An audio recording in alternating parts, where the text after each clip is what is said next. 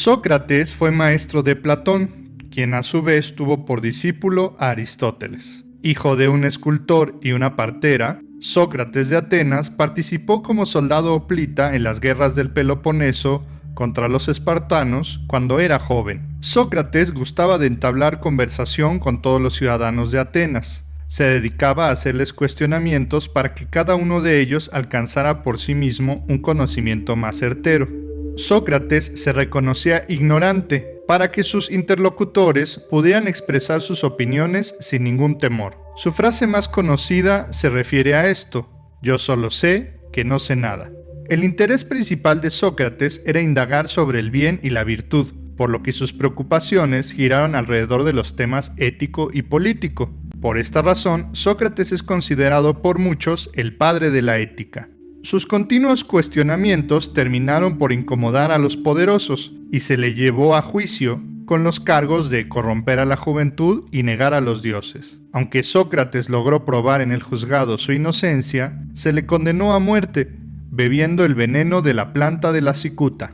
Aunque Sócrates no estaba de acuerdo con el veredicto, decidió cumplir con su condena, porque faltar a las leyes de la ciudad hubiera sido una injusticia. Además, Sócrates creía que el cuerpo era una prisión, por lo que la condena le estaba haciendo un favor, liberando a su alma y llevándola a la inmortalidad. Sócrates no escribió ninguna obra, pues consideraba superior el discurso que la escritura. Conocemos su pensamiento gracias al trabajo de sus discípulos, de los que destaca el más célebre de todos ellos, Platón. El verdadero nombre de Platón era Aristócles. Platón era el apodo con el que se le conocía por poseer una espalda muy ancha, y con ese apodo pasó a la historia. Cuando era joven conoció a Sócrates y fue testigo de su juicio y muerte. Platón recaba lo sucedido en sus célebres diálogos. Allí redactó su filosofía, donde Sócrates es el personaje principal y que se dedica a interrogar a los ciudadanos y proponer sus teorías. Los títulos de los diálogos suelen llevar el nombre del interlocutor principal, como el Parménides, donde un joven Sócrates discute con el célebre filósofo presocrático. Los diálogos de juventud de Platón presentan las posiciones de Sócrates y relatan los últimos momentos de su vida. Los diálogos de madurez, aunque siguen empleando la figura de Sócrates como personaje principal, presentan más bien la teoría platónica. Platón continúa con las elaboraciones éticas y políticas iniciadas por su maestro, pero también se preocupó por otras áreas, como la cosmología, la epistemología, la metafísica, la teología, entre otras. Platón introdujo su célebre teoría del mundo de las ideas como una respuesta cosmológica a los problemas presentados por los presocráticos, y también imaginó una sociedad ideal y utópica, como lo plasmó en su famosa obra La República. La filosofía platónica influyó en el modo en el que el ser humano se concibe a sí mismo durante siglos. Su legado en la cultura occidental se deja sentir tanto en el pensamiento científico y humanista, pero también influyó en la cultura occidental a través de la religión, pues las religiones monoteístas, que son el cristianismo, el judaísmo y el islam, recibieron todas una importante influencia platónica. El legado de Platón en la cultura occidental es apabullante, al punto que el pensador inglés Alfred North Whitehead dijo que toda la tradición filosófica europea no es sino una serie de notas al pie de página sobre Platón. Platón fundó una escuela filosófica conocida como la Academia, que logró sobrevivir casi 8 siglos en una u otra configuración. El estudiante más célebre de Platón fue Aristóteles, nacido en la región de Macedonia, cercana a Grecia, precisamente en la villa de Estagira, motivo por el cual a Aristóteles se le suele llamar el Estagirita. Aristóteles estudió en la academia por 20 años hasta la muerte de Platón. Entonces la abandonó porque su cuidado fue encomendado a Espeusipo, sobrino de Platón. Regresó a Macedonia, donde fue el maestro de otro gran personaje de la historia, Alejandro Magno, el célebre comandante que llegó a conquistar todo el mundo conocido. Con los años, Aristóteles regresó a Atenas y allí fundó su propia escuela, el Liceo. A los discípulos de Aristóteles se les llamaba peripatéticos, porque según la leyenda solían conducir sus lecciones mientras caminaban. El legado intelectual de Aristóteles es inagotable y alcanzó una influencia notable sobre el pensamiento occidental. Se podría decir que la ciencia fue aristotélica por más de 1000 años, hasta la llegada del Renacimiento. Es reconocido como el padre de al menos 2 disciplinas, la lógica y la biología, y no hay un campo del saber antiguo que Aristóteles no hubiera tenido una opinión educada, como en la metafísica, la filosofía de la ciencia, la física, la ética, la política, la retórica, la estética, la astronomía, tan solo por mencionar algunos. El legado de Aristóteles se aprecia en todas las épocas de la humanidad y en una inmensidad de autores posteriores. La mayéutica significa etimológicamente parir o hacer nacer con trabajo. Sócrates es el primero de los 3 grandes filósofos de la antigüedad. Se distinguía por querer hacer reflexionar a sus contemporáneos, pero para hacerlo, sin intimidarlos, se valió del método de la mayéutica. La actitud que toma Sócrates para dialogar con sus contemporáneos es conocida como ironía socrática. Sócrates se presentaba como un ignorante, que no conocía nada al respecto de un tema y que le hacía preguntas a su interlocutor para que él le contestara lo que creyera sobre algún concepto en particular. Sócrates se preguntaba sobre la belleza, sobre la virtud, sobre el amor, sobre las ideas, sobre el Estado y sobre muchas otras cosas más. Pero la idea de Sócrates nunca fue imponer su teoría sobre los demás, sino dejar que cada quien descubriera la verdad por sí mismo. Y Sócrates funcionaba como una especie de partera o de comadrona, como él mismo lo decía, porque intentaba que las ideas nacieran en los demás sin su intervención o con una intervención mínima. Para recordar lo que es la ironía socrática, conviene recordar lo que era la más famosa frase de Sócrates: yo solo sé que no sé nada. Esta frase puede malinterpretarse. Sócrates no era ningún tonto ni ningún ignorante, sino que se refiere más bien a la actitud que se debe tener hacia el conocimiento, ya que no importa qué tanto conozcamos, hayamos leído o lo que sea, siempre es posible asombrarnos y encontrar algo que no habíamos visto antes. Y la única forma para reconocer un conocimiento nuevo es asumir que uno no sabe nada. La frase yo solo sé que no sé nada no es una falsa modestia o algo por el estilo, sino que es una actitud que se debe de tomar siempre, ante todo conocimiento y ante cualquier interlocutor, sin importar si este interlocutor tiene grandes credenciales o no. Siempre uno debe de asumir la ignorancia propia para así poder estar abierto a nuevo conocimiento. Si llegamos a una discusión con una mente dispuesta y libre de prejuicios, es más fácil que conozcamos y aceptemos nuevas ideas, mientras que si pretendemos ya saberlo todo, corremos el riesgo de no aceptar nada que no esté de acuerdo con nuestra actual visión del mundo. Por eso es importante adoptar esta actitud socrática en cualquier intercambio intelectual. Y así como Sócrates adoptaba esta actitud para sí mismo, pedía que sus interlocutores tuvieran la misma disposición para que juntos construyeran un conocimiento nuevo a partir de la discusión. Es por esto que Sócrates se asociaba con la profesión de la partera, que convenientemente era la profesión de su madre. Finalmente, Sócrates nos recuerda la importancia de la capacidad de asombro. El filósofo siempre debe de acercarse a la realidad y hacia cualquier fenómeno interno o externo con la misma ingenuidad con la que un niño, por ejemplo, conoce las cosas por primera vez. Cuando somos niños nos asombramos de todas las cosas, ya que no las conocemos. Y conforme vamos creciendo, a través del hábito y la experiencia, las cosas dejan de asombrarnos. Sócrates nos pide que no perdamos esa capacidad de asombro y que veamos las cosas siempre con ojos nuevos, a pesar de que ya las conozcamos. Esto nos permitirá encontrar cosas nuevas que antes quizás no habíamos notado. Así pues, estas son 3 de las características más importantes del método socrático: la ironía, la mayéutica, que significa parir las ideas, y la capacidad de asombro. Como puede verse, aquí todavía no estamos desplegando ninguna teoría sobre Sócrates ni nada de lo que pensaba, sino más bien una actitud que tenemos que tener hacia el conocimiento. Y esto es muy importante, ya que si tenemos una actitud adecuada, es más fácil encontrar nuevas ideas. Sócrates contradice a los sofistas, que se jactaban de tener una opinión de cualquier tema e incluso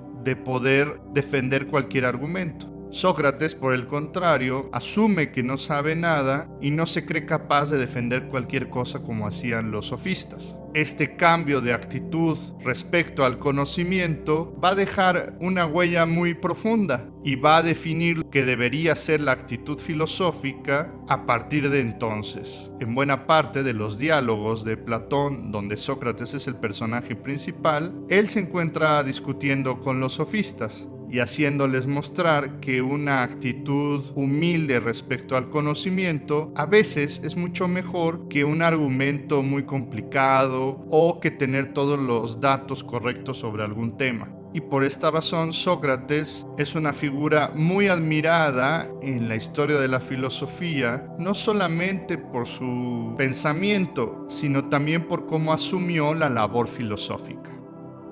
Para comenzar con Sócrates, lo mejor es empezar con los diálogos, la apología y el critón de Platón.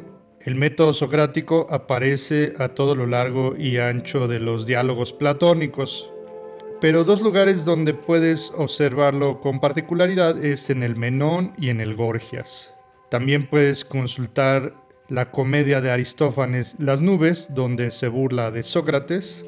Una buena obra introductoria es El pensamiento de Sócrates de Taylor, y consultar la historia de la filosofía griega de Guthrie, así como las lecciones sobre la historia de la filosofía en su apartado del método socrático de Hegel.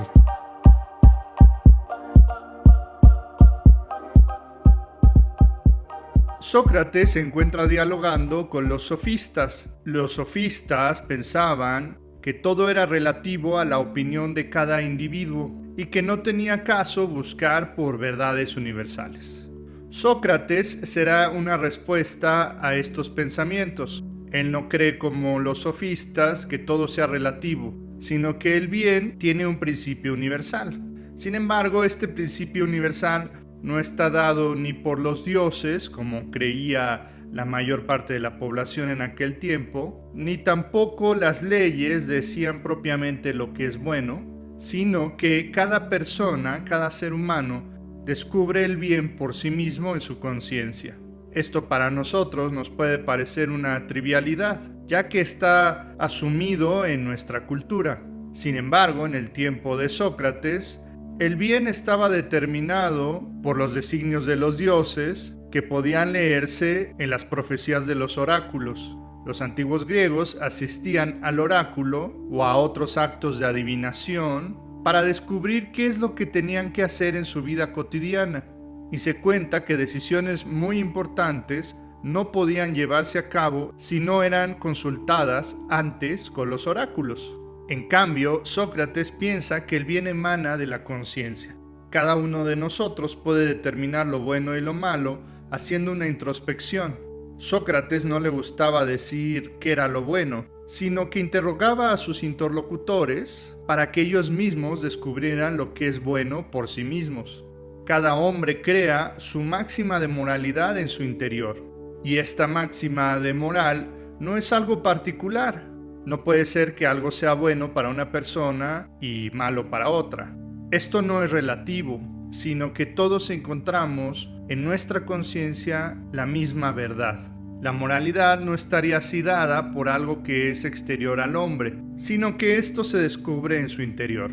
A partir de esto, Platón pensará que todos los hombres participan de la misma idea del bien. En nuestro interior descubrimos una misma verdad, que es efectiva para todos los seres humanos. Sócrates no sabía muy bien cómo explicar esto a sus contemporáneos y decía que él estaba poseído por un daimon, un espíritu o un genio que le decía lo que era bueno y lo que era malo. Esto no debe tomarse como algo mágico o religioso, sino que era una expresión metafórica para explicar que el bien no pertenece solamente a nuestras opiniones más personales, sino que se trata de algo más y que todos compartimos de esa idea. El bien será para Sócrates un conocimiento racional al que todos podemos acercarnos. Sin embargo, Sócrates lleva muy lejos esto, ya que propone que el bien es particularmente un conocimiento. Si el bien es un conocimiento, esto implicaría que una vez que se posee, no se podría fallar jamás, y que siempre se haría lo correcto. Aristóteles va a criticar esta postura que en nuestros días es conocida como intelectualismo moral. Si Sócrates tuviera razón, entonces los sabios serían perfectos, ya que siempre cometerían las acciones correctas debido a que poseen el conocimiento del bien. Observamos que esto no es verdad, ya que no importa si uno es un sabio o un ignorante, uno siempre puede cometer errores e incluso voluntariamente hacer un acto de maldad.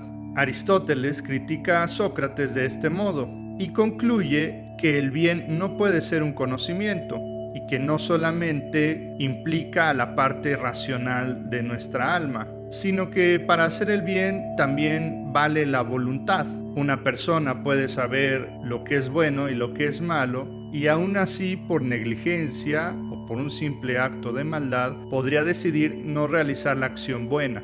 No importa qué tan sabia sea una persona, cualquiera de nosotros puede decidir en cualquier momento no hacer el bien por cualquier razón, lo cual contradice la teoría de Sócrates. Sin embargo, Sócrates hace un descubrimiento muy importante, y es que todos podemos encontrar en nuestro interior lo que es bueno y lo que es malo, sin necesidad de que nos lo diga la religión o las instituciones jurídicas, y mucho menos las supersticiones. Es por esta razón que Sócrates es considerado por muchos el padre de la ética, y es el fundamento para muchas ciencias y disciplinas de nuestro tiempo. La idea del bien aparece en muchas de las obras de Platón referidas a Sócrates, y casi todos los diálogos o en muchísimos pasajes hay referencias a esta idea.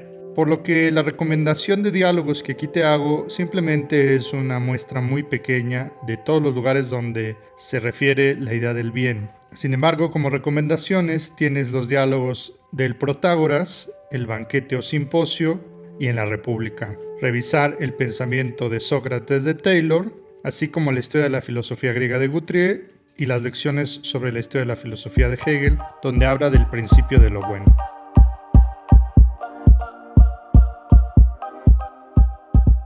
Hablaremos de el juicio y la muerte de Sócrates. Conocemos al respecto gracias a los textos de sus discípulos Jenofonte y Platón. Ambos escriben textos que narran la suerte de Sócrates, que llevan el mismo nombre, Apología de Sócrates. Como saben, apología significa defensa. Adicionalmente, Platón escribió otro texto importante, el Critón. El Critón continúa con la historia de Sócrates después de su juicio y relata lo que acontece en la prisión y los momentos antes de su muerte. Algunos ciudadanos de Atenas, cansados de los continuos cuestionamientos que hace Sócrates a la población e incluso a la democracia, deciden llevarlo a juicio. A Sócrates se le acusa de dos cargos: introducir nuevos dioses y corromper a la juventud. Sócrates decía que escuchaba la voz de un daimon o de un genio que le decía lo que era bueno y lo que era malo. Esto fue interpretado por los atenienses como la introducción de un nuevo dios, y se le acusaba de impiedad, ya que un nuevo dios podría implicar el olvido de los viejos dioses. Sócrates se defiende diciendo que todos le han visto llevar las ofrendas a los dioses convencionales como cualquier otro buen ciudadano ateniense, y que el hecho de que se introduzca un nuevo dios no implicaba ningún acto de impiedad.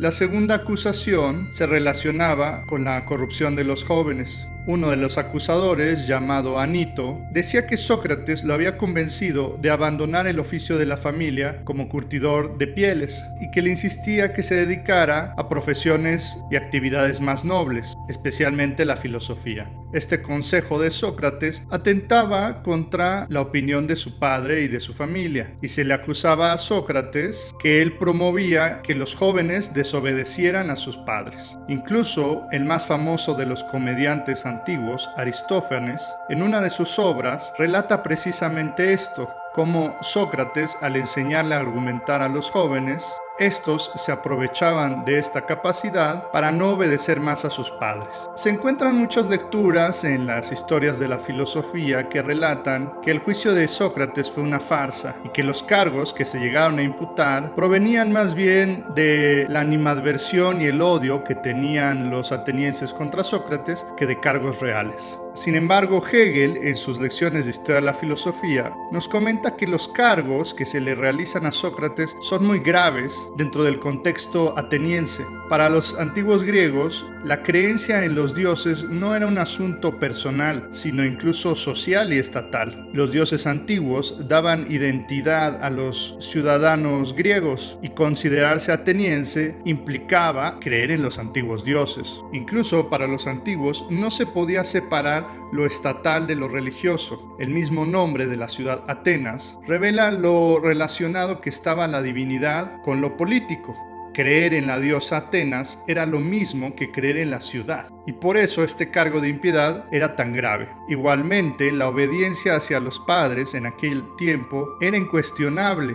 Hegel tiene una opinión distinta a lo que muchos otros han comentado del juicio de Sócrates, donde dicen que Sócrates era inocente. Quizás para nuestro punto de vista moderno, el hecho de tener otras creencias u otros dioses, o el simple hecho de no obedecer sin ningún cuestionamiento a los padres, no debería ser tema de un juicio político, ni mucho menos debería de acarrear la pena de muerte. Sin embargo, Hegel defiende que en esto se estaban jugando los griegos su propia visión del mundo y de la sociedad, y que si esto era cuestionado, muchas otras cosas dejarían de tener sentido.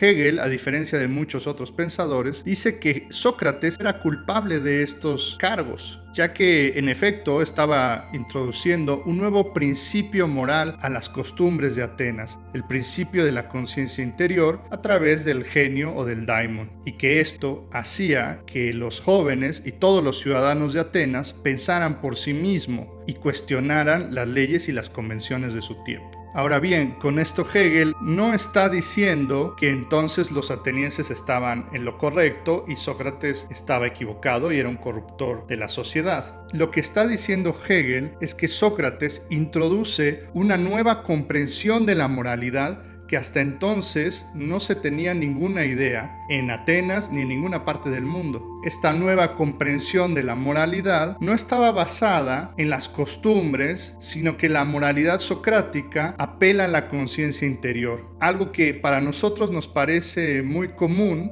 pero que es algo que en aquel entonces no se tenía ninguna idea. Los antiguos griegos extraían su idea de la moralidad a través de la mitología, de las leyes y lo que decían los padres, pero nunca nacía de una reflexión interior de un individuo. En este sentido, Hegel dice que los atenienses estaban en lo correcto en encontrar culpable a Sócrates, ya que en ese momento no se tenía ninguna idea de aquella moralidad. Pensar que los atenienses eran malos y Sócrates era bueno implica no entender muy bien lo que se comprendía por ética y moral en aquel tiempo, ya que entonces la bondad no emanaba de la conciencia, sino, como ya hemos dicho, de las costumbres y de las leyes de la ciudad, así como en la creencia por todos los ciudadanos de los mismos dioses. Sin embargo, Hegel señala un atenuante, y es que el cargo de la pena de muerte fue excesivo. Cuando se les hacía saber a los juzgados que eran culpables, se les daba la concesión de que ellos mismos escogieran su propia condena. Y como Sócrates se pensaba inocente, él dijo que su condena debía ser el recibir una dieta de por vida y vivir en los mejores aposentos de la ciudad de Atenas. Esto creó mucho más odio y rencor, y Sócrates fue finalmente condenado a beber la cicuta, hecho de una planta venenosa. Con el tiempo, los atenienses se arrepintieron del haber enjuiciado y haber sentenciado a muerte a Sócrates. Sin embargo, el daño ya estaba hecho. La aparición de Sócrates, nos dice Hegel, no solamente supone la aparición de un nuevo filósofo en la historia, sino la desaparición completa de un viejo estilo de vida. Dice Hegel que con las reflexiones de Sócrates dejó de tener sentido la piedad casi fanática que tenían los atenienses en las convenciones antiguas de la ciudad, y se siembra ahí la semilla de la moralidad basada en la reflexión interior. Con esto, el espíritu antiguo comienza a desaparecer y la misma sociedad entra en decadencia. Hegel relaciona lo que sucede históricamente con la ciudad de Atenas, que primero se va a enfrascar en una guerra con los espartanos y después será conquistada, como una señal del fin de aquel bello espíritu antiguo. Lo que mantenía entrelazada a la sociedad ateniense era la creencia en estas convenciones que se habían mantenido por siglos y que Sócrates, a través de sus cuestionamientos, los pone en tela de juicio. Hegel dice que el juicio de Sócrates constituye una verdadera tragedia en el sentido más literario del término, y la compara con la tragedia antigua de Antígona, escrita por Sófocles. En la tragedia de Antígona se cuenta la historia de una rebelión y de una traición. Dos hermanos que aspiraban por el trono de Tebas entran en guerra y se matan mutuamente. Al ser considerados traidores, se les prohíbe tener una sepultura honorable, siguiendo las leyes de la ciudad. Sin embargo, su hermana Antígona decide sepultarlos debido a que esto era muy importante, ya que sin la sepultura, según las creencias de los griegos, ellos no podían aspirar a vivir en el otro mundo. Al hacer esto, Antígona está confrontada con dos concepciones de la moralidad, la de seguir las leyes de la ciudad o la de darle justa sepultura a su hermano. Como puede verse, Antígona no se encuentra entre el bien y el mal, sino entre dos concepciones de lo que es bueno. Esto es similar a lo que sucede en la historia de Sócrates, donde se enfrenta la concepción tradicional de los griegos, que fue muy importante y que llevó a la ciudad de Atenas a su máximo esplendor, y sin la cual el mismo Sócrates no hubiera podido vivir o prosperar. Pero, por el otro lado, Sócrates apunta a una nueva comprensión de la moralidad, que implica la reflexión de la conciencia interior y el cuestionamiento de todas las cosas para mejorar como individuo. Dice Hegel que ambas cosas son buenas y nobles, y la tragedia acontece cuando se encuentran estas dos comprensiones que son irreconciliables. Sin embargo, esta tragedia debía acontecer de este modo para que en la historia se diera lugar una nueva comprensión de la moral y de la conciencia interior. Mientras que los griegos pensaban que el individuo debía estar atado a las costumbres y lo que él consideraba bueno solo era tal por lo que las tradiciones, la familia y la sociedad decía, nosotros hoy en día comprendemos que estas costumbres y tradiciones no están peleadas, sino que están relacionadas con la conciencia interior de cada quien, que incluso en el terreno político, las instituciones emanan de la conciencia y de la voluntad popular. Bajo los ojos atenienses, Sócrates era efectivamente culpable y supuso la desintegración del espíritu moral antiguo. Pero sin ello no se hubiera podido dar una comprensión de la moral más completa y sofisticada que a partir de entonces será la base del pensamiento ético de la cultura occidental. Las fuentes directas del juicio de Sócrates lo puedes encontrar en los diálogos de Platón, la Apología y el Critón. También su alumno Jenofonte escribió una apología, así como una memorabilia donde puedes contrastar dos visiones del juicio socrático. También puedes consultar la obra de Taylor, El pensamiento de Sócrates, donde tiene una sección dedicada a esto, los últimos años de Sócrates, su proceso y muerte. Revisar la obra de Guthrie, Historia de la filosofía griega. En el volumen 3 habla sobre la vida y rasgos característicos de Sócrates. Y en el volumen 4 analiza la Apología y el Critón, así como las lecciones sobre la historia de la filosofía de Hegel, donde habla de las vicisitudes de Sócrates, cuyas ideas hemos expuesto en esta sección.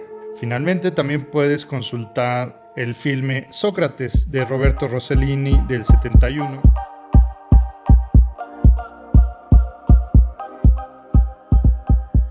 ¿Por qué Platón escribía en diálogos? En este video vamos a comentar las razones por las cuales Platón usaba este estilo de escritura para transmitir su filosofía. Recordemos que Platón es el discípulo de Sócrates y atestiguó los eventos que lo llevaron a su muerte. Para conservar su memoria, Platón comienza a redactar sus diálogos, donde Sócrates es siempre el personaje principal. En los diálogos La Apología de Sócrates y el Critón se narra la muerte y el juicio de Sócrates. Sin embargo, lo curioso es que Platón no se va a detener ahí y va a continuar utilizando a Sócrates como personaje de todas sus obras. Se cree que estos primeros diálogos, que corresponden a lo que se llama la etapa de juventud, relatan los sucesos y la filosofía que el mismo Sócrates presentaba. Sin embargo, en los diálogos subsiguientes, Platón va a utilizar a Sócrates como el portavoz de sus propias teorías. Por eso, aunque encontremos que Sócrates es el personaje principal, en algunas ocasiones, como en los diálogos de juventud, sabemos que Platón está plasmando las doctrinas socráticas, pero en el resto de los diálogos es más bien Sócrates un personaje utilizado para que Platón exponga sus propias ideas. Platón recurre a la escritura ya que Sócrates nunca escribió una sola palabra sobre su filosofía. Todo lo que sabemos de su doctrina se lo debemos a Platón y a otros discípulos. Y parece ser que de forma paradójica Platón compartía esta opinión opuesta hacia la escritura. Si tal es el caso, entonces ¿por qué Platón escribió en absoluto? Incluso en uno de los diálogos de Platón, el Fedro, se expone una paradójica teoría. En el diálogo se relata una historia del antiguo Egipto. El dios Teut le da una ofrenda al faraón, le regala el poder de la escritura con la idea de ayudar a la memoria. El dios Teut pensaba que la escritura ayudaría a los hombres a recordar mejor. Sin embargo, el faraón reconoce que esto es más bien una maldición, ya que al contar con la escritura, los hombres tienen libertad para olvidarse del conocimiento, ya que todo está registrado de forma escrita. Con esto, Platón quiere presentar la importancia de la memoria y del discurso oral sobre el discurso escrito. Todo esto nos parece paradójico si consideramos que Platón fue un prolífico escritor. ¿Cuál es la razón detrás de esto? Para Platón y para los antiguos griegos, la escritura era simplemente una ayuda mnemotécnica, es decir, una forma de ayudarse a memorizar pasajes e historias. La Ilíada, tradicionalmente asociada a Homero, era simplemente eso, una ayuda para que los bardos pudieran memorizar mejor la obra. Y la obra no estaba diseñada para leerse, sino para ser escuchada ante un gran público. Lo mismo sucede con los diálogos de Platón. Inicialmente no estaban diseñados para ser leídos en privado, sino para ser interpretados en las escuelas de filosofía, particularmente en la academia que fue fundada por Platón. Platón escribe en forma de diálogo, es decir, con dos o más personajes. Este estilo ayudaba a que los diálogos fueran más fácilmente memorizados e interpretados.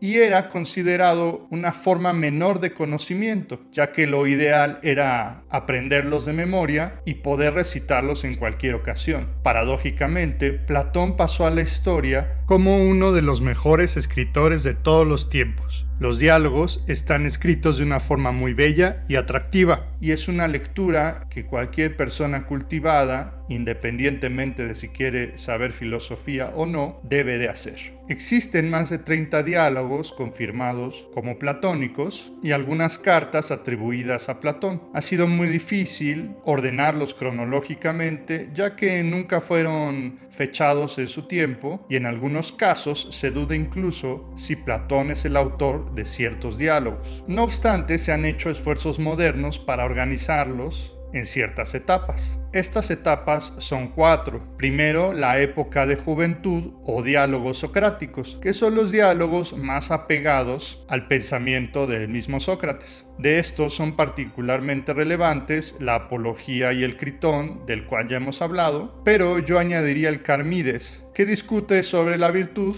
y que es una buena introducción para entender cómo funciona la llamada dialéctica platónica, donde se busca la definición de un concepto concepto, en este caso la virtud, a través de la intervención de los distintos participantes hasta llegar a una definición más refinada. En el Carmides resalta que no se llega a ninguna conclusión definitiva, y esto es normal en los diálogos de juventud. La segunda etapa es llamada época de transición, donde vemos cómo Platón empieza a hacer esfuerzos para presentar una teoría propia. Aquí se ven esbozos de lo que será la teoría de las formas o de las ideas de Platón, así como de sus primeros ensayos políticos. De estos diálogos yo resaltaría tres: Gorgias, de la retórica; el Menón, donde se habla de la teoría de la reminiscencia; y el Hipias Mayor, donde se habla de la belleza. El Hipias Mayor es llamado así porque existe otro Hipias, el Menor, y se distinguen porque uno es más corto que el otro, y por eso se llaman Menor y Mayor. En tercer lugar tenemos la época de madurez. De estos diálogos, todos son grandes joyas de la cultura universal, y su lectura es ampliamente recomendable. En estos diálogos encontramos las teorías más célebres, más importantes y más profundas de Platón,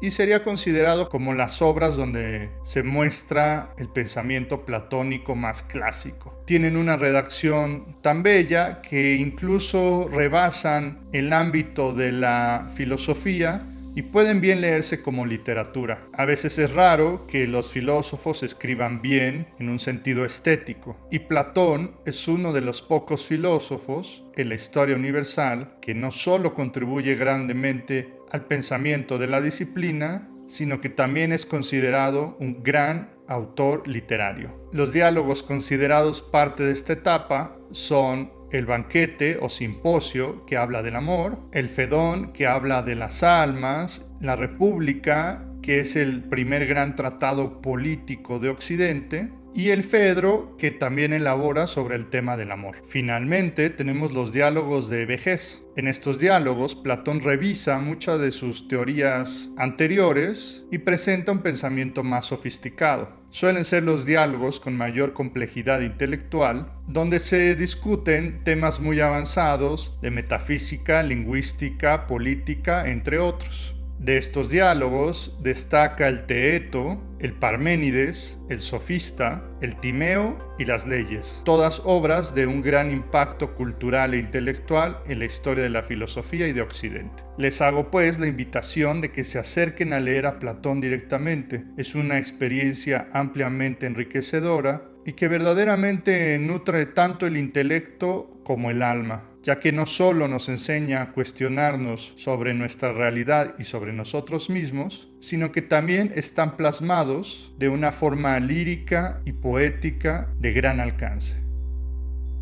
Hay muchas recomendaciones y muchas formas de sumergirse a los diálogos de Platón, y esta es solo una recomendación que aquí te presento y que fue elaborada en colaboración del Dr. Roberto Rivadeneira, experto en Platón. Así, este es simplemente un orden sugerido de lecturas de los diálogos más fundamentales, que recomendamos leer en este orden: la Apología, el Critón, el libro 1 de la República, el primer libro de Alcibiades, que si bien se discute hasta el día de hoy su autoría y si pertenece a Platón, tiene un estilo característicamente platónico. Después puedes continuar con el Hipias Mayor, por el Banquete o Simposio, el Menón, el Fedón, el Fedro, el Gorgias, terminar el libro de la República y finalizar el Timeo. Tenemos también algunos diálogos que son muy importantes, pero son más avanzados y que se recomienda leer una vez que uno tenga más familiaridad con Platón. Estos textos son el Cratilo, el Parménides, el Sofista, el Teeto, el Político y las Leyes.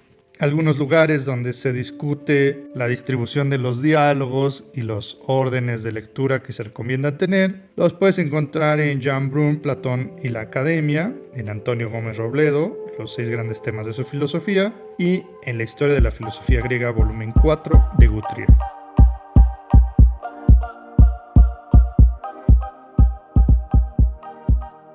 Continuamos estudiando a Platón y en esta ocasión vamos a hablar de los mitos. Platón se vale de mitos o de historias y narraciones fantásticas para explicar ciertos aspectos de su filosofía. Sus mitos más célebres son el de la caverna, el del auriga o el conductor de carros y el de las almas o de la reminiscencia, del cual vamos a hablar hoy. Pero antes de hacerlo es importante aclarar para qué sirven los mitos de Platón y cómo leerlos. Los mitos sirven como una representación o una narración que nos ayuda a comprender conceptos filosóficos que de otro modo serían muy complicados. Así, Platón se vale de metáforas y analogías para expresar ideas que tienen una dificultad mayor.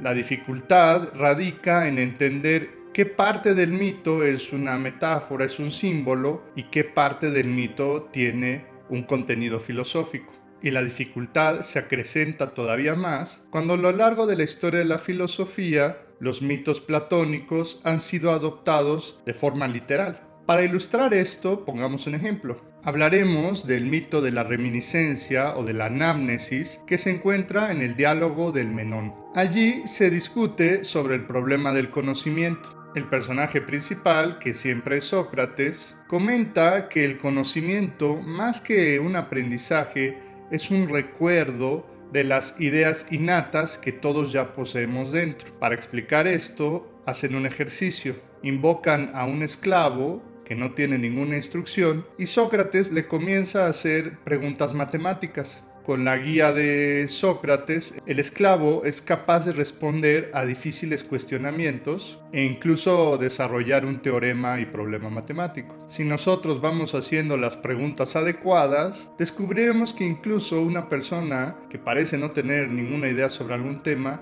es capaz de llegar a respuestas sensatas. Esto le hace pensar a Platón que nuestro conocimiento no se encuentra tanto en el mundo exterior, sino que lo poseemos internamente en nuestra conciencia, y la labor de la filosofía es simplemente sacar a la luz ese saber. Y para ello se vale de las metáforas. En otro diálogo, que es el Fedón, Platón narra que la conciencia, antes de habitar en el cuerpo, se ubica en un mundo espiritual donde las almas o conciencias se encuentran en contacto con las ideas puras. Cuando cada uno de nosotros nacemos, adquiere una de estas conciencias, pero olvidamos todo aquello que sabíamos en ese mundo espiritual. Sin embargo, el conocimiento y las ideas se encuentra enterrado u oculto en la profundidad de nuestra alma, y nuestra labor será recordar y hacer salir a la luz este saber. Esto es llamado por Platón anamnesis, que significa precisamente eso, recuerdo o reminiscencia. Hegel comenta en sus lecciones de historia de la filosofía que este mito no se debe tomar de forma literal. Más que hablar de almas o de un mundo sobrenatural, lo que quiere hacer Platón, según Hegel, es explicar con una historia que el conocimiento filosófico tiene una anterioridad al conocimiento de la experiencia y de los sentidos, y que la forma de acercarnos a él es a través de una especulación pura del pensamiento, y que a su vez este saber tiene una anterioridad o tiene una prioridad sobre el mundo de los sentidos. Sin embargo, la dificultad radica en interpretar correctamente los mitos. El cristianismo se sirvió enormemente del sistema platónico, y estos mitos le venían muy bien para justificar su propia doctrina. Y durante muchos años, los mitos platónicos fueron leídos de forma literal, lo cual produce más bien una teología o una mitología más que una filosofía. El mito platónico tiene entonces una gran ventaja y una gran desventaja. La ventaja radica en que nos facilita imágenes y símbolos que nos hacen más sencillo el aprendizaje filosófico. Pero la dificultad radica en que su interpretación puede ser difícil, y a veces lo que es una narración o un símbolo puede tomarse de forma literal. De esta manera, leer a Platón es un ejercicio literario y enriquecedor, ya que estas imágenes son muy bellas y están bien estructuradas, pero nos exige a leer textos en varios niveles, en un nivel intelectual y en un nivel literario. De esta manera, el texto platónico es una labor por hacer, donde nosotros tenemos que acercarnos a él y hacer también un trabajo de introspección para saber leerlo correctamente. La teoría de la reminiscencia o anámnesis aparece en varios diálogos platónicos, pero se destaca particularmente en dos, en el Menón y en el Fedón. Para complementar, te puedes ayudar de Platón y la Academia de Jean Brun, la historia de la filosofía griega de Guthrie y las lecciones sobre la historia de la filosofía de Hegel, donde presenta una interpretación de cómo entender los mitos platónicos.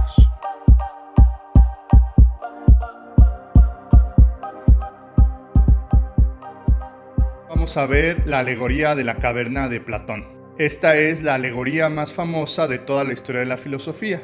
Es una alegoría muy útil, pues nos da un mapa conceptual de la forma en que Platón comprende el conocimiento e incluso puede relacionarse con toda una cosmovisión. La alegoría de la caverna de Platón se encuentra en el libro 7 de la República, que es uno de los libros más célebres y más famosos de toda la historia. La alegoría describe una situación. Encontramos a un grupo de esclavos presos en el fondo de una caverna, atados de pies y de manos. No pueden sino mirar hacia el frente, donde ellos ven sombras y figuras. Estos esclavos han permanecido allí toda su vida y no conocen otra realidad más que lo que ven frente a ellos. Por suerte, uno de los esclavos logra liberarse y cuando mira hacia atrás, observa que hay un muro y sobre el muro una serie de objetos avanzan hacia adelante y hacia atrás, proyectando las sombras que se ven frente al muro. Estos objetos son hechos de madera o de algún otro material en el interior de la caverna. El esclavo se aventura a la salida de la caverna y es deslumbrado por la luz del exterior. Sus ojos no pueden acostumbrarse con facilidad a lo que ve allá afuera, pero poco a poco comienza a ver los objetos reales que sirvieron como modelo para hacer las figuras de madera. Allí ve toda la realidad, ve animales, plantas, objetos, y se da cuenta que los objetos que veía en la caverna no eran sino una copia de lo que veía aquí afuera. Después de acostumbrarse a ver el exterior, dirige su mirada al cielo y ahí observa la luz del sol y se da cuenta que es gracias a la luz del sol que podemos ver los objetos exteriores. Asombrado, este hombre decide regresar a la caverna para contarle a todos los demás prisioneros lo que había visto. Al volver, el resto de los prisioneros lo toman por loco, pues no creen sus extravagantes historias acerca de una supuesta realidad exterior.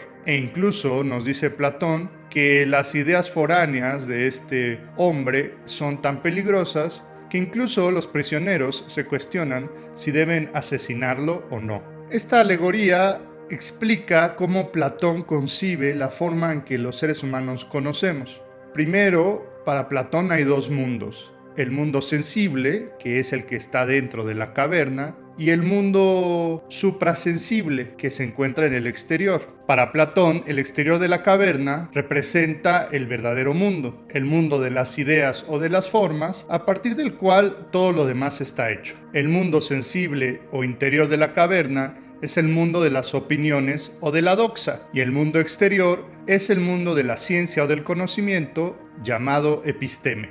A su vez, el mundo de la opinión, que es el interior de la caverna, se divide en dos tipos de conocimiento. El primero es el mundo de las sombras, donde los hombres solamente tienen suposiciones o conjeturas propias sobre la naturaleza de la realidad, y también es equiparado con el mundo de la imaginación interior.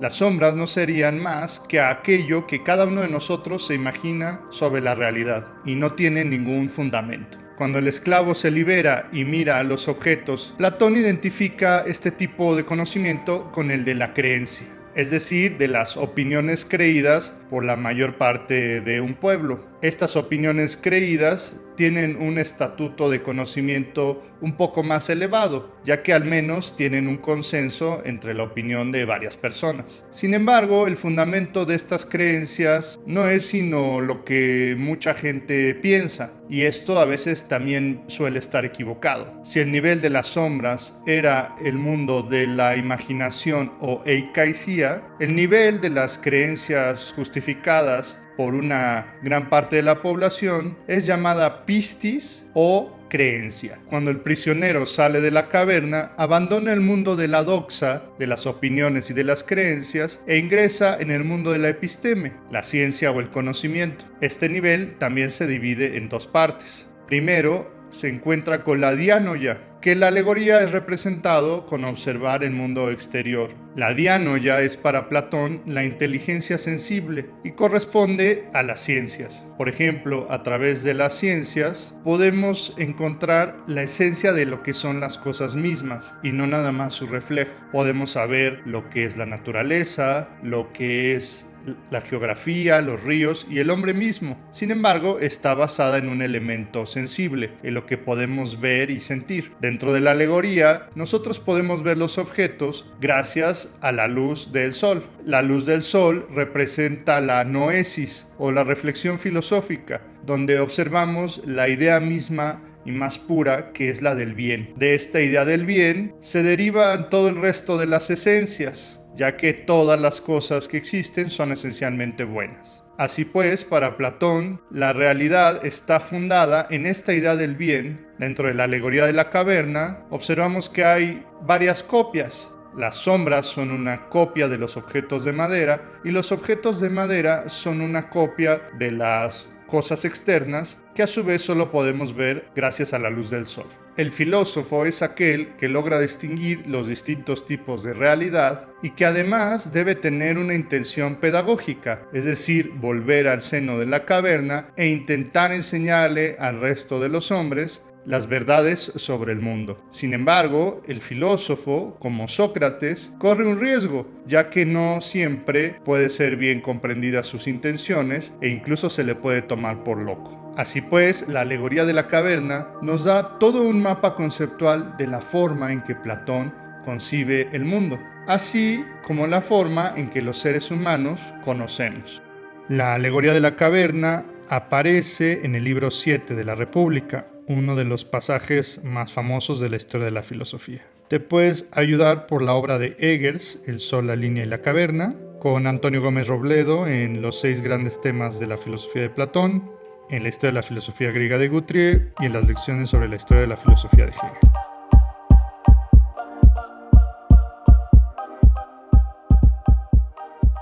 Vamos a hablar de las ideas en Platón. Para esto nos servirá recordar lo que ya hemos visto en otros videos, tanto de Platón como de los presocráticos. Como vimos en nuestro video pasado sobre el mito de la caverna, Platón divide dos tipos de seres o de sustancias. Por un lado tenemos las cosas sensibles y por el otro tenemos las ideas. Las cosas sensibles son aquellas que podemos percibir a través de nuestros sentidos, que podemos tocar, ver o escuchar. Las ideas son cosas que nosotros podemos pensar. Y para Platón, estas ideas constituyen la verdadera realidad. Por ejemplo, nosotros vemos cotidianamente perros y cada uno de estos perros tienen una identidad propia. Aquí está Scooby-Doo y allá está Firulais. Sin embargo, todas las cosas sensibles tienden a decaer y a corromperse. Es decir, todas las cosas sensibles perecen o mueren. No así la idea. Por ejemplo, la idea de perro persiste a través de la historia y a través del tiempo. Y esta idea no cambia. Esto le hace pensar a Platón que las ideas son lo que verdaderamente existe y las ideas no están suscritas a las leyes de la corrupción. Más aún, estas ideas hacen que las cosas sean lo que son. Si nosotros le podemos decir a Scooby-Doo y a Firulais que son ambos perros, es precisamente porque poseemos una idea de perro que nos hace identificar estas cosas con la idea. A esta teoría Platón le llama la teoría de la participación y consiste en el hecho de que todas las cosas sensibles dependen de una idea para ser lo que son. Aquí vemos que la idea de Platón se nutre de muchas concepciones anteriores. Por ejemplo, recordemos la teoría de Parménides, que hemos visto en videos anteriores, y que nos dice que existen dos vías: la vía de la verdad, que es la vía del ser, y la vía de las opiniones, que son la vía de la falsedad o del no ser. Bueno, pues Platón se inspira en Parménides para mostrar el mismo esquema, pero pensando en dos cosas distintas. La vía de la verdad será la vía de las formas eternas, que nunca se corrompen y que persisten a través del tiempo. Y la vía de la falsedad y de las opiniones constituye la vía de nuestros sentidos. Las cosas sensibles dependen del devenir, tal y como lo mencionó Heráclito. Sin embargo, Platón opina que hay algo que sale del terreno del devenir, y estas son las ideas o las formas que siempre son eternas. También en Platón observamos una importante influencia de Pitágoras. Recordemos que para Pitágoras la verdadera realidad estaba constituida de números, es decir, de entes matemáticos. Platón es muy influenciado por esta idea y no solo piensa que los entes matemáticos son eternos e inmutables, sino cualquiera de las ideas o las formas, es decir, cualquier concepto general que tengamos, como hombre o perro o el bien o la justicia, y de la cual dependen todas las cosas sensibles. Finalmente, la influencia más importante para Platón es evidentemente Sócrates. Y recordemos que para Sócrates la verdad radica en el pensamiento del ser humano. Y pues bien, el pensamiento del ser humano o del hombre produce estas ideas de la cual dependen todas las cosas. A este respecto, Platón pone un ejemplo. Nadie ha visto un círculo o una línea perfecta, pues en la realidad no importa qué tanto nos esforcemos por trazar una línea o un círculo, nunca alcanzaremos a trazar el círculo o la línea perfecta, ya que esto solo existe como una abstracción. Sin embargo, de esta abstracción, del círculo o de la línea, dependen los círculos y las líneas sensibles. Y por eso para Platón esto tiene una mayor importancia y una mayor realidad. Por eso para Platón la verdad se ubica en el mundo intelectual. Podemos resumir lo anterior de tres formas. Primero, que para Platón hay dos realidades, las cosas sensibles y las ideas. Segundo, que las ideas tienen una mayor realidad que las cosas sensibles. Y tercero, que las ideas son la causa y el fundamento de toda la realidad. Observamos también que las ideas de Platón nacen en el contexto de una época muy particular en la historia, donde ya había grandes maestros de la filosofía que influyeron de forma importante a Platón. Pienso que es mucho más sencillo comprender la compleja teoría platónica si conocemos estos antecedentes, como lo fueron Parménides, Heráclito, Pitágoras y el mismo Sócrates, quien a su vez estuvo influenciado por Anaxágoras. La teoría de las ideas o teoría de las formas aparece a todo lo largo y ancho de la obra platónica. Aquí simplemente te presento algunos lugares donde se menciona. Característicamente lo puedes encontrar en el Menón, en el Fedón, en el Fedro, en la República y en el Banquete o Simposio. Y te puedes ayudar de Jean Brun, Platón y la Academia, Antonio Gómez Robledo, Platón, los 6 grandes temas de su filosofía, las lecciones sobre la historia de la filosofía de Hegel, el pensamiento de Platón de Nuño y la teoría de las ideas de Platón de Ross.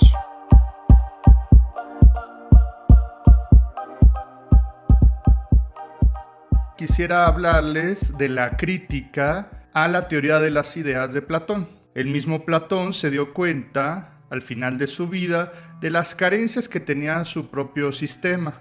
Y en uno de los diálogos más célebres y más difíciles de leer de Platón, él mismo propone varias críticas a su propia teoría de las ideas o de las formas. Este diálogo es el Parménides, nombrado porque aparece el célebre filósofo presocrático Parménides, de una edad muy avanzada, dialogando con un Sócrates muy joven. En el diálogo del Parménides se postula la crítica a la teoría de la participación de las ideas. El diálogo es extenso y puede llegar a ser confuso, pero aquí recopilaremos al menos 2 argumentos que atacan la teoría de las ideas de Platón. Estos argumentos están centrados en la idea de la multiplicidad y de la unidad.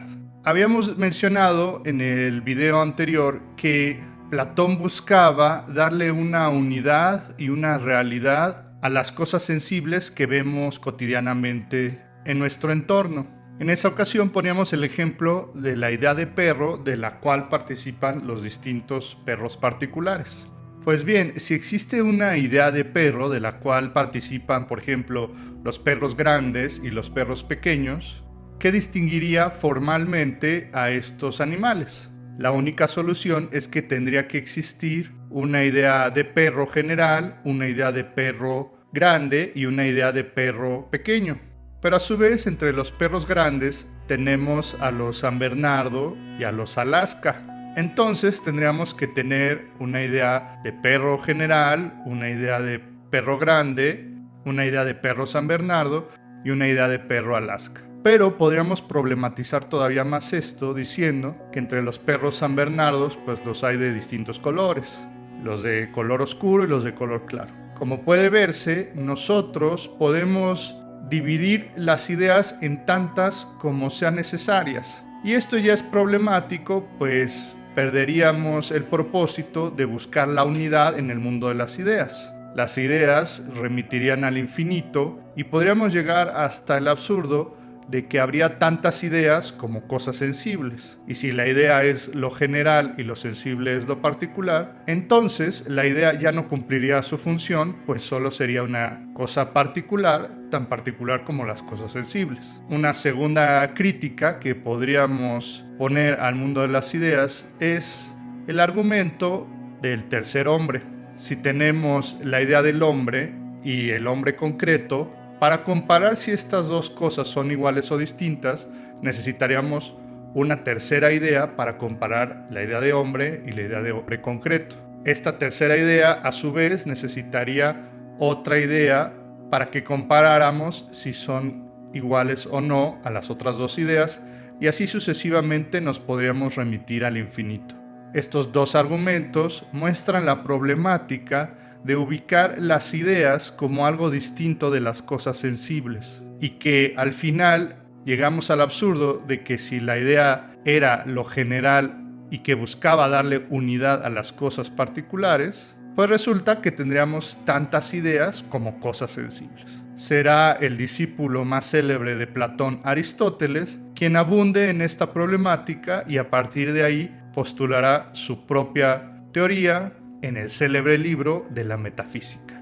La crítica al mundo de las ideas aparece en los diálogos más avanzados de Platón. Estos diálogos constituyen una continuidad y son el Parménides, el Sofista, el Teeto y el Político. Algunos textos con los que te puedes ayudar para entenderlo mejor los encontrarás en Platón, los 6 grandes temas de su filosofía de Antonio Gómez Robledo, la historia de la filosofía griega de Guthrie, el núcleo metafísico en el pensamiento de Platón de Nuño y en las lecciones sobre la historia de la filosofía de Hegel.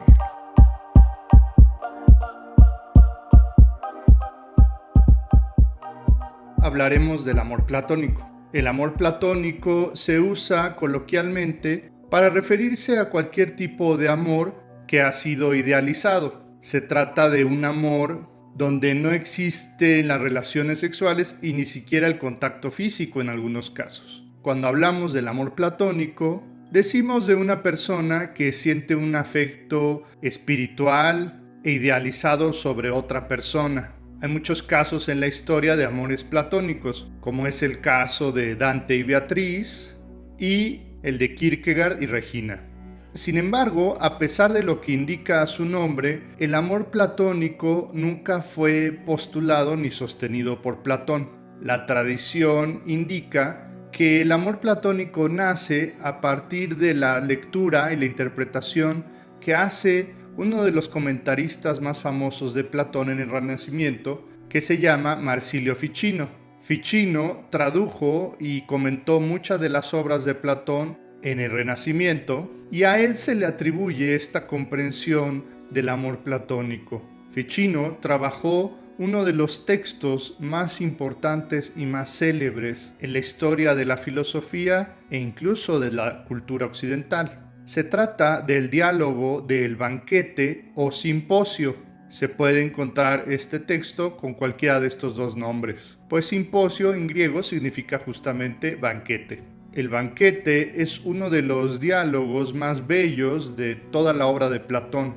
El diálogo está situado en una celebración, pues el poeta Agatón ha ganado un concurso de poesía y todos sus amigos se encuentran reunidos en su casa para celebrarlo. Allí se proponen todos hacer un brindis y festejar el logro, con la condición de que cada uno de ellos realice un discurso en honor al amor. El dios del amor para los griegos era Eros, que después los latinos conocieron como Cupido. Así, los asistentes discuten, por ejemplo, sobre la naturaleza de este dios. Resulta un dios contradictorio y extraño, ya que se le representa como una figura infantil, como el típico angelito que lleva un arco y una flecha. Sin embargo, dicen los participantes, Eros es el más viejo o es de los más viejos de los dioses, quizás tan viejo como los primeros dioses titánicos, como Cronos y Gea. También se dice que es uno de los dioses más poderosos, ya que ni siquiera el resto del panteón divino puede resistirse a sus ensartadas flechas. Y por tanto, la naturaleza de este dios, así como su nacimiento y procedencia, resultan un misterio. En el banquete de Platón se van sucediendo varios discursos y podemos ver allí cómo estos discursos comienzan en el terreno de lo físico. Los primeros en participar son Fedro y Pausanias, quienes hablan de que el amor está relacionado por el gusto de la belleza, pero una belleza física y que emana de los sentidos. Conforme se van sucediendo el resto de los discursos, hasta llegar a los últimos, que son los de Sócrates y de una extraña partera llamada Diótima, observamos que los discursos comienzan desde alabar al amor como un elemento físico hasta llegar al amor como algo espiritual. El amor puede conducirnos, dice Platón, al conocimiento de las cosas más bellas, y de todas estas cosas lo más bello siempre será la idea. El banquete funciona a través de una dialéctica, es decir, con cada uno de estos discursos nos encontramos en una especie de escalera que vamos ascendiendo y llegando hacia lo más espiritual. Es uno de los textos más bellos y más importantes de la historia de la filosofía, y yo les recomiendo mucho que lo lean. Por el momento, recopilamos la idea de que una cosa es el amor platónico, que usamos cotidianamente en la cultura para hablar de los amores ideales, y otra cosa es el amor en Platón, que si bien tienen muchas similitudes en algunos casos, se tratan de dos cosas distintas, ya que Platón, aún en el caso del amor más espiritual como el que propone Sócrates, no rechaza la idea del contacto físico y las relaciones sexuales. Así que se debe distinguir muy bien entre lo que es el amor platónico y el amor en Platón. Como comentamos, el amor platónico no es propiamente un concepto de Platón, sino que se le atribuyó a él, por lo cual en esta sección no vamos a recomendar ni diálogos de Platón ni obras de consulta o monográficas que lo estudien, sino más bien la obra primaria a la que nos referiremos es la de Marsilio Ficino sobre el amor y comentarios al banquete de Platón, que se atribuye como el lugar donde inicia esta tradición sobre el amor platónico y que es más bien un concepto renacentista. Igualmente voy a hacerte algunas recomendaciones que más que filosofía son de historia de la cultura, porque me parece que ahí es donde pertenece mejor este concepto. Te puedes ayudar de Culianu, Eros y magia en el Renacimiento, de Ackermann, una historia natural del amor, y de un clásico de Denis de Rougemont, Amor y Occidente.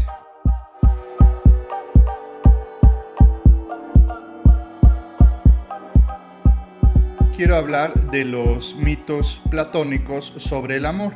Estos mitos se encuentran en el diálogo del banquete. Este diálogo se presenta como una serie de intervenciones de distintos interlocutores. Los primeros en participar hablan de un amor físico y de una atracción inspirada por una belleza solamente sensorial. Conforme se van presentando los subsiguientes discursos, encontramos una evolución de la comprensión del amor de lo físico a lo espiritual, hasta llegar a la comprensión que tiene Sócrates sobre el amor. En este video quiero hablar solamente de dos discursos que tienen dos mitos muy hermosos que nos ayudan a comprender qué significa el amor y nos presenta una propuesta para entenderlo en nuestros días. El primero de los mitos al que me quiero referir es el que presenta Aristófanes, que era el más célebre comediante de la antigüedad. Aristófanes explica el amor a través de una historia. Él dice que en la antigüedad los seres humanos estaban formados como si fueran una esfera que tenía 4 brazos, 4 piernas, 2 cabezas y 2 series de órganos sexuales. Estos seres eran llamados andróginos, pues tenían una parte masculina y una parte femenina. Pues bien, estos seres se sentían completos y satisfechos.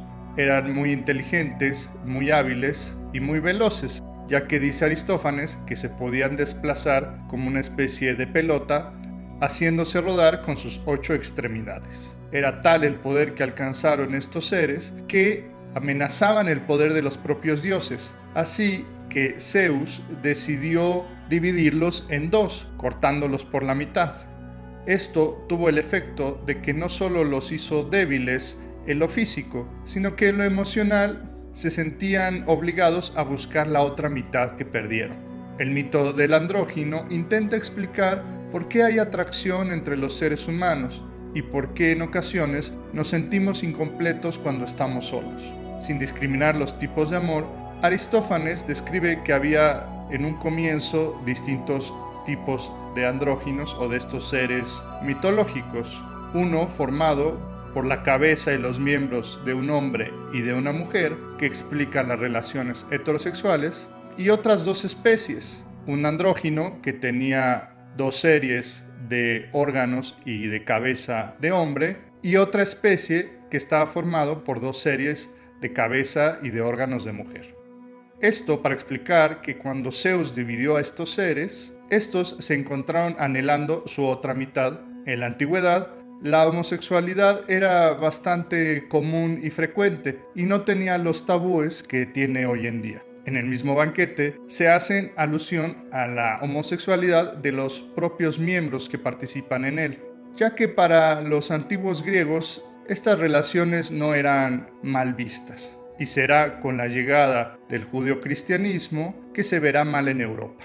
El otro mito que encontramos en el banquete de Platón es cómo Sócrates presenta el origen del dios Eros. Sócrates dice que Eros es hijo del dios de la abundancia, Poros, y que su madre es la diosa de la pobreza, Penia. Eros, al ser engendrado de la abundancia y de la pobreza, se encuentra en una situación muy particular, ya que Eros siempre se siente en carencia, siente que le falta algo, como su madre que está en la pobreza, pero está en busca de lo que tiene su padre, la riqueza. Busca las cosas y las personas más bellas, pero siempre se siente que le falta algo. Platón utiliza esta narración para presentar el carácter del amor. Sin embargo, la caracterización del amor no termina ahí, ya que Sócrates dice que debemos buscar amar a una persona que nos conduzca a lo más bello, es decir, la idea misma de la belleza que habita en el mundo de las formas o el mundo de las ideas. El amor físico debe inspirarnos a buscar lo más noble y debemos utilizar este sentimiento como una suerte de escalera que nos lleva del mundo sensible y físico hacia lo más espiritual. Esto podemos lograrlo si buscamos a una persona que no solo sea bella en el exterior, sino sobre todo en el interior. Y procurando este amor, podremos alcanzar la belleza a la que el amor aspira tanto. Este diálogo está lleno de metáforas y de bellas narraciones y que nos obliga a pensar el amor de una forma distinta, que no solo sea concebida como un mero placer físico, sino algo que además nos haga mejores personas. Para leer el amor según Platón, La referencia obligada es el banquete o simposio. Te puedes ayudar de Antonio Gómez Robledo, en Platón, los 6 grandes temas de su filosofía, de Guthrie, Historia de la filosofía griega, y de la obra de Giovanni Reale, Eros, demonio mediador.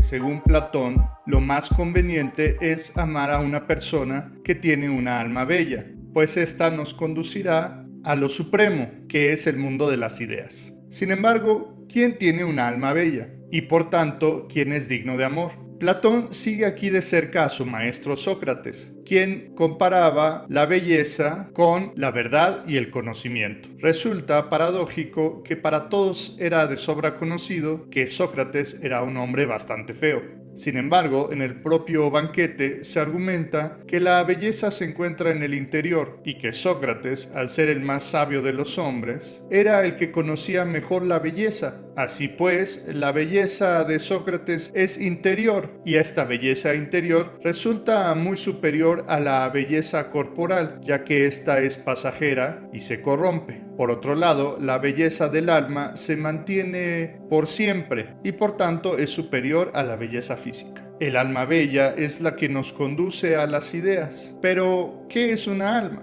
El alma platónica tiene que ver más con nuestro concepto de mente que con las concepciones tradicionales religiosas de alma. Aunque si bien el cristianismo se nutrió bastante de la doctrina platónica para justificar su propia doctrina. Según nos narra Platón en el libro del Fedro, para Platón el alma es como un carruaje y está dividida de 3 elementos. Por un lado, el cochero o auriga, que es el conductor de los caballos, y por otro lado, los 2 caballos que mueven a la carroza. Uno de estos caballos es blanco, noble y dócil, y el otro es un caballo negro, salvaje y agresivo. La tarea del conductor de caballos es conducir a estos caballos a la contemplación de las ideas puras. Se trata de un trabajo difícil, ya que cada uno de los caballos tira para su propio lado. Con esta alegoría, Platón quiere ejemplificarnos lo que es el alma. Como puede verse, el alma para Platón tiene 3 elementos. El cochero representa el alma racional, la que conduce y decide hacia dónde se debe dirigir. El caballo blanco representa el alma irascible, que es la parte del alma que tiene mayor afecto por lo noble, lo bello y lo superior.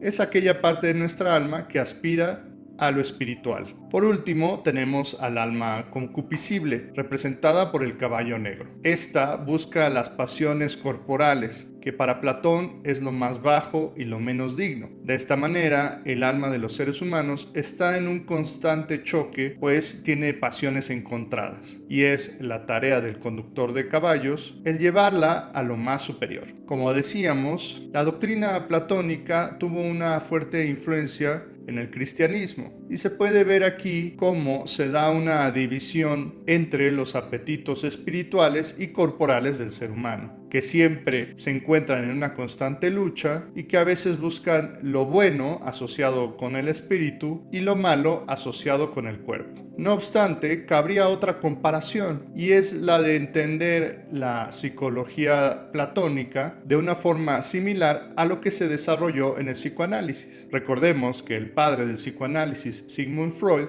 también dividió el alma en 3 partes: en el yo, en el superyo y en el ello. El yo como la parte que decide entre 2 pulsiones distintas, la del superyo, que busca seguir las normas y los deberes sociales, y el ello, que busca satisfacer los deseos físicos del ser humano. La teoría tripartita del alma platónica también está asociada con su política. Las almas que pasaron más tiempo contemplando las ideas tendrán profesiones más nobles. Así, el alma más pura y noble de todas es la del sabio o filósofo. Después vendrá el alma de los reyes, que son justos, o de los guerreros poderosos. Luego la de los negociantes políticos o financieros. Después la de los atletas o médicos, seguido de los adivinos o iniciados. Luego de los poetas o artistas. En un siguiente nivel, los obreros o labradores. Luego la de los sofistas o demagogos, y por último el alma más innoble de todas, la de los tiranos, Platón fue un gran crítico de la democracia de su tiempo, pues creía que las decisiones de los estados no debería depender del voto de todos, ya que no todas las personas tienen la misma dignidad según su teoría de las almas. Deberían ser los mejores hombres los encargados de gobernar el estado. Esto es una aristocracia. Y en la punta de la aristocracia deberían de estar los filósofos, quienes son los más sabios de todos. Esta concepción platónica choca con nuestros ideales modernos de democracia y fueron acusados por la teoría crítica de la Escuela de Frankfurt como uno de los antecedentes más importantes del totalitarismo como se vivió en distintos regímenes del siglo XX. Si bien es cierto que esta aristocracia propuesta por Platón puede ser peligrosa, nos encontramos en el momento mismo del nacimiento de la filosofía política, es decir, de una reflexión filosófica acerca de cómo deben gobernarse los hombres. Para el alma y el mito del carro alado, los referentes son el Fedón y el Fedro. Te puedes ayudar de Antonio Gómez Robledo, los 6 grandes temas de la filosofía de Platón, historia de la filosofía griega de Guthrie y Hegel, lecciones sobre la historia de la filosofía, que te servirán como historias de la filosofía complementaria para entenderlo mejor.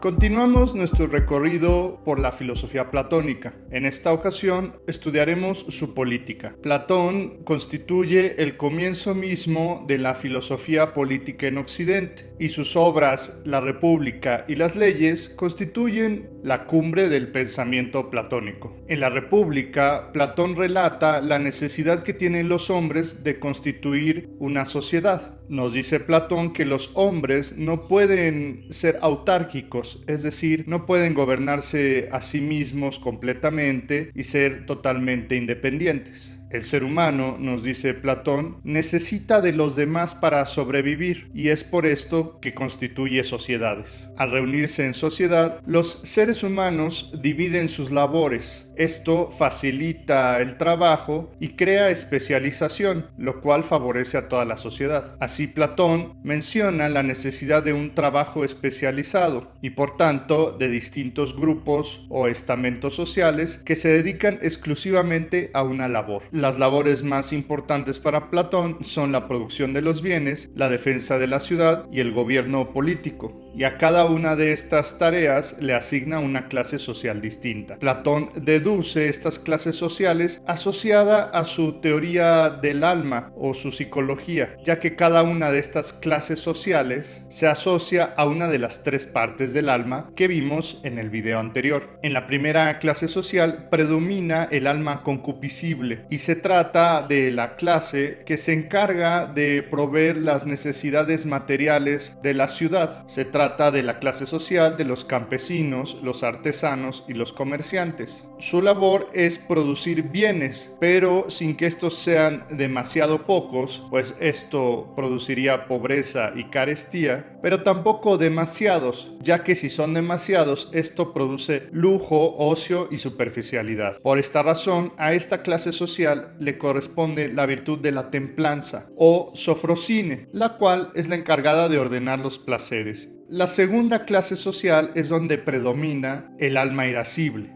Esta clase social es la de los guardianes, que se encarga de la custodia y la defensa de la ciudad. Los guardianes protegen de los peligros que vienen tanto del exterior como del interior. Es decir, se ocupa de la moral y la regulación de los ciudadanos y, por ejemplo, de que la primera clase social no produzca demasiados bienes ni muy pocos. Su virtud es la de la fortaleza o andreia, que representa el coraje, la valentía y la acción.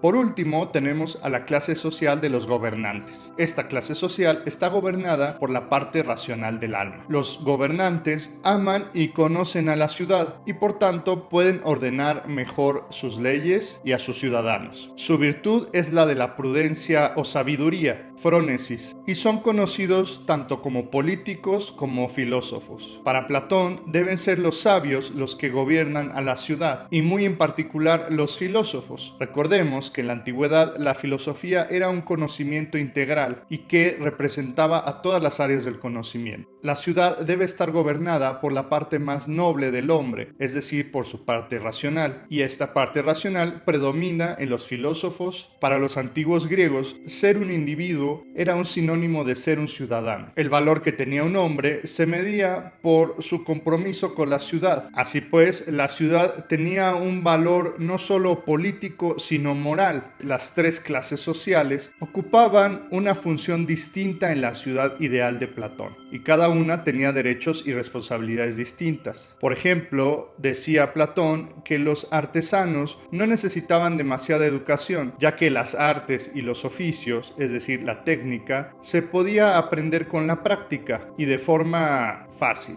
Por otro lado, Platón creía que los guardianes debían tener una educación gimnástica musical, la cual les ayudaría a tener una mejor sensibilidad y perseguir siempre lo bueno y lo noble. Además de ello, Platón creía que los guardianes deberían vivir en una comunidad de bienes, donde todos participaran de las cosas materiales por igual. No solo eso, Platón creía que los guardianes debían de dejarle sus hijos al Estado y que ninguno de ellos debía saber quién era su padre y su madre, de tal manera que para ellos toda la sociedad sería vista como parte de su familia. Finalmente, la educación de los filósofos políticos debía llegar hasta los 50 años. Los aspirantes a gobernantes debían estudiar todas las artes y las ciencias y especializarse sobre todo en las más nobles, es decir, en el conocimiento filosófico que lleva al saber del bien absoluto. Esto puede analogarse a la forma en que Sócrates veía el amor y el conocimiento en el diálogo del banquete. Así como hay tres partes del alma, así también debía haber tres clases sociales en la ciudad. Puede verse que hay una analogía entre el individuo y la ciudad, y no sería incorrecto interpretar a la ciudad como un gran organismo, que así como el alma tendría tres grandes partes importantes, representadas por tres virtudes: la templanza, la fortaleza y la prudencia. La armonía entre estas tres virtudes nos conduciría a una cuarta, la justicia o dikaiosine, la cual emergería cuando habría armonía entre las clases sociales y entre las tres virtudes. Así pues, esta virtud se manifestaría cuando cada ciudadano hiciera lo que le corresponde. La narración de Platón es sobre un estado ideal, y él mismo reconocerá en un diálogo posterior las leyes que esto no siempre es realizable. Visto desde ojos contemporáneos, la filosofía política de Platón puede parecernos autoritaria, ya que condena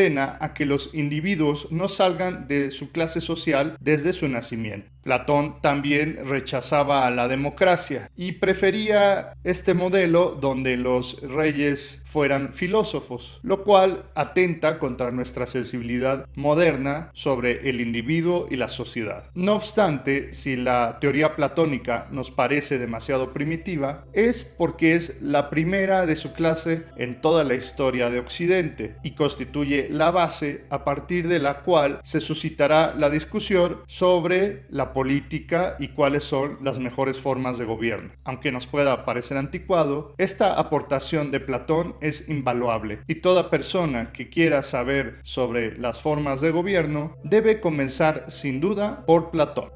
Para la filosofía política de Platón te tienes que referir principalmente al diálogo de la República. Sin embargo, también puedes consultar los diálogos del Político y las leyes, donde el propio Platón hace una crítica y revisión de su primera teoría que aparece en la República. Algunos de los textos complementarios con los que te puedes ayudar son Platón y la Academia de Jean Brun, Platón, los 6 grandes temas de su filosofía de Antonio Gómez Robledo, La historia de la filosofía griega de Guthrie y del pensamiento de Platón de Nuño, sin dejar de olvidar las lecciones sobre la historia de la filosofía de Hegel.